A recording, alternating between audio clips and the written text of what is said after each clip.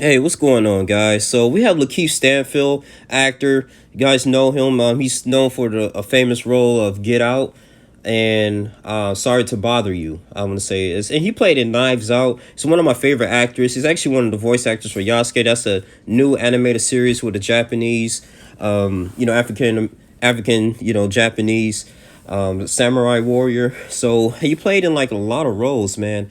And I had to commend him for this actually for speaking out on this in a way, and standing up. So he was on the Clubhouse app, which is known for just, it's like an audio app, and people, you can join panels and people talk about certain things. It's like a little bar chart conversations, and you had people like Elon Musk, many other celebrities end up joining in, even Tiffany Haddish, the famous comedian. And what was interesting enough, that he was in a Clubhouse room with people that was debating figures such as Louis Farrakhan. Now we know that Louis Farrakhan, he was the Nation of Islam founder, and in the past he was known for making anti-Semitic comments.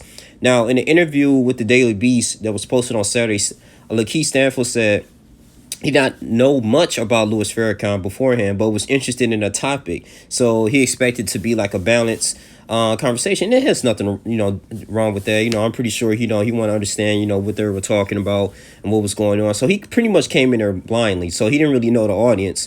So I think one of the individuals said, they explained why, he made his anti-Semitic stuff was offensive. They made hateful remarks saying that Hitler was right or the Jewish heritage is not real. So as you can see, this was a chaotic in the room. There were a couple of outbursts. Stanfield explained that he had been made a moderator when he wanted to ask a question. And I quote, he said, "I think I remember someone saying something about all Jews run the world or something kind of crazy." And that was one of the people he put down in the audience that he stated. And it said to call him off guard, and he didn't really create the Clubhouse, so he just walked away from his phone for a while, and he didn't believe the conversation was going to be hateful. And when he returned, it was still chaotic. So I think he took a stance on, like, especially on his mental health and everything. He decided to, like, to stay off of social media, and he said he's going to start doing more research and thinking outside the box. He didn't think it was going to be a cost to think outside the box. So. Yeah, he realized, Stanford realized Clubhouse was not the best place to educate himself on issues.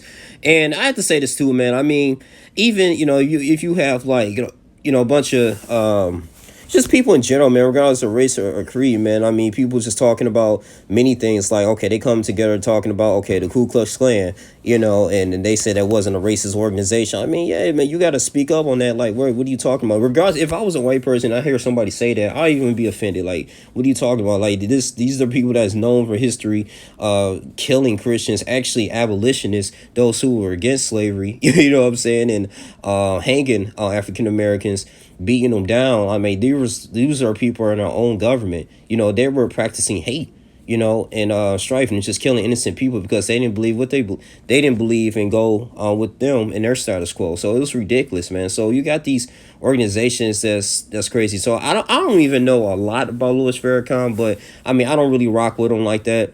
I mean, at the end of the day, if anybody making anti-Semitic calls, I mean, even if you do believe, we're going to the controversy, okay, the Jews rule the world. They was the one that, they control our media, control Hollywood.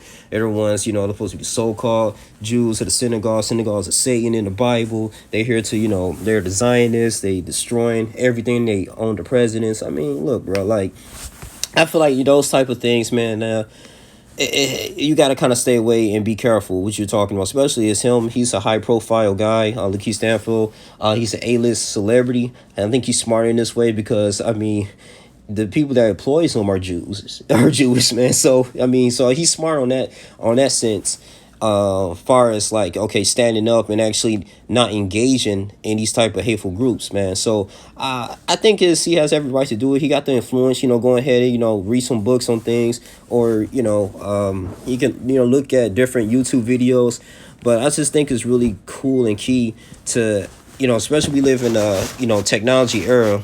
You can get information through the palm of your hand, but I mean, you can still research about history things and encyclopedia. You can take a trip to different museums, or I mean, take a trip to, different countries, man.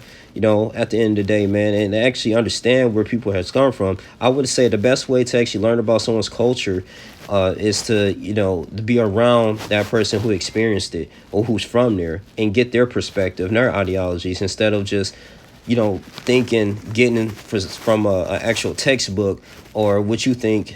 Like say, if you want to, know something more about Chinese people, I mean, talk to a Chinese person, they might actually, you might actually relate to them. You like, dang, like, okay, so this will kind of you the inspiration to go on here and really to be successful academically, because your academics, I mean, at the end of the day, if you don't achieve academically, you shame your family, you shame the dynasty. So I was just like, wow, like, what I'm saying? So I mean, instead of just saying like, oh wow, the Chinese people, they just so super smart, they just want to come in here and just do AI and take over things, like, so you have a different, you won't be as prejudiced.